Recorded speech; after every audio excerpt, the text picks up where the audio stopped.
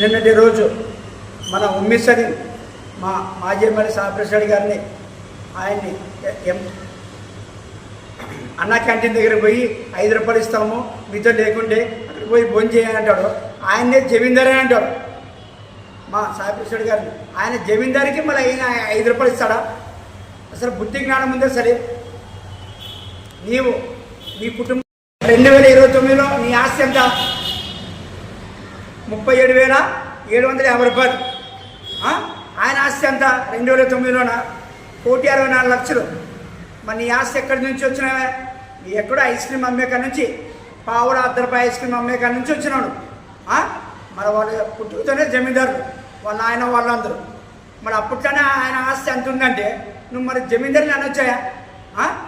పోతే కూలికి పోయి బతికేవ్వండు. అందరి నుంచి వచ్చి నువ్వు ఫ్లాట్ వ్యాపారంలో కానీ టోకన్ ఇచ్చి క్యాన్సిల్ చేసుకునేది, వ్యాపారాలు కిరికిరి చేసేది, ఇట్లా చేసి ఈ ఆస్తి అంతా సంపాదించుకున్నావు. మరి బంగారం కూడా ఎట్లా చేస్తున్నావా? నువ్వు ఎక్కడికి వచ్చు? నువ్వేమైనా ఉద్యోగం వస్తాడా? పుట్టుకతోనే ఏమన్నా శ్రీమంతులు మీరు? అవునా? చెప్పు సరే. అపార్ట్మెంట్ ఎట్లా కట్టిస్తున్నావు? ఇంత ఆస్తి ఎక్కడ చేయను? మంది ముంచి ఎక్కడ సంపాదించింది? నువ్వు ఆయన అంటావా? నీ సీటు కోసం, నీ హోదా కోసం తలకాడుతున్నావా? నీ బుద్ధి జ్ఞానం ఉందే లేదు. నువ్వు 4 సార్లు కాంగ్రెస్ పార్టీలో ఉన్నావు, ఎంఏఎంలో ఉన్నావు, ప్రజారాజ్యంలో ఉన్నావు, మరి ఇప్పుడు సైకిల్. ఎన్ని పార్టీలు పడతాయా? అసలు నీకు తెలివి ఉందా? ఒక దగ్గర నీకు మర్యాద ఉందా? సలీం, మంచిగా మాట్లాడి నేర్చుకో. పెద్ద ఆయన్ని ఏదైనా సబ్జెక్ట్ బట్టి మాట్లాడాలి. అభివృద్ధి కార్యక్రమం అంటావు. మరి ఇప్పుడు 104 రోజులు అయింది. మళ్ళీ అది జిల్లా సాధన గురించి మాట్లాడచ్చు కదా. నువ్వు పోయి ధర్నాలో కూర్చో, లేదంటే అక్కడ పోయి లోకేష్ బాబు దగ్గర మాట్లాడు, లేదంటే సీఎం చంద్రబాబు నాయుడు దగ్గర మాట్లాడు. జిల్లా సాధించును. నువ్వు ఆదరణ పుట్టి పెరిగిన వాళ్ళు ప్రజలు ఎంత ఇబ్బంది పడుతున్నారు. ప్రతి ఒక్కరికి కావాల్సిందిగా కర్ణాటక పోరంటే 100 కిలోమీటర్లు. మరి ఇక్కడ జిల్లా అయిందంటే ప్రతి ఒక్క డిపార్ట్మెంట్ ఉంటుంది. మరి ఇది మాట్లాడు, అభివృద్ధి గురించి అంటావు. లేదంటే మెడికల్ కాలేజ్ మాట్లాడు, అది చెప్పియా లోకేష్ ధర. లేదంటే సీఎం చంద్రబాబు దగ్గర పోయి మాట్లాడు. అభివృద్ధి అంటావు. మా అంటే ఎంత చేసినా ప్రజలకు తెలుసు. మేము చేసిండేది సాప్రెసిడెంట్ మనోజ్ రెడ్డి, జగనన్న చేసిండేది ఎంత అనేది తెలుసు. వాళ్ళు విమర్శ చేసే కాదు. నువ్వు ఫస్ట్ నువ్వు తెలుసుకో. అభివృద్ధి చేయలేదు ఏలేదని 2 ఏళ్ళు పొద్దు అయింది.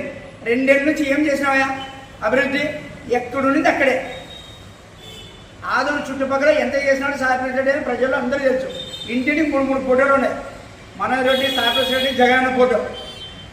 ఆయన ఎంత అభివృద్ధి చేస్తే ప్రజలు తెలుసు. స్కూల్ చూడు, హాస్పిటల్ చూడు, బైపాస్ రోడ్డు చూడు. ఇవన్నీ సాప్రెసిడెంట్ చేయలేదా? నువ్వేమని చేసినావా? 2 ఏళ్ళు పోతే ఎక్కడ వేసినా రోడ్డు 50 కిలోమీటర్ కానీ 100 కిలోమీటర్ కానీ ఎక్కడ రోడ్ వేసినారా?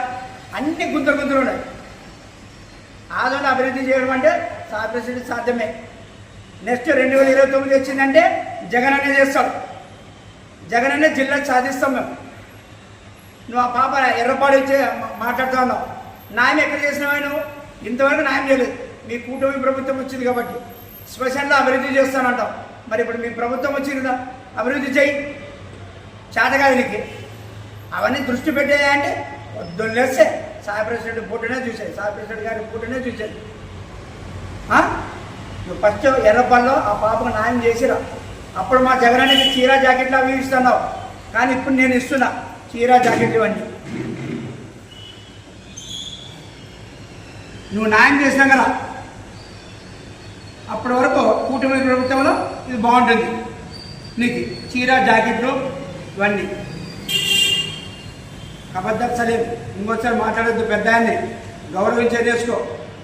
3 సార్లు ఎమ్మెల్యే అయినా నువ్వు వాడు కౌన్సిలర్ కాదు, ఒక మెంబర్ కాదు, ఒక కార్యకర్తను గుర్తిస్తున్నారు ఎవరైనా? నువ్వేం మాట్లాడతావు? కూటమి ప్రభుత్వంలో నీకే అసలు గుర్తింపు లేదు. ఇక్కడ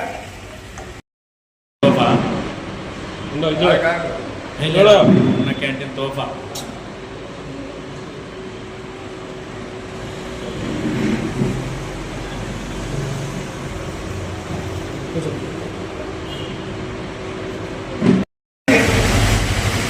నువ్వు లీడర్ అంటావు.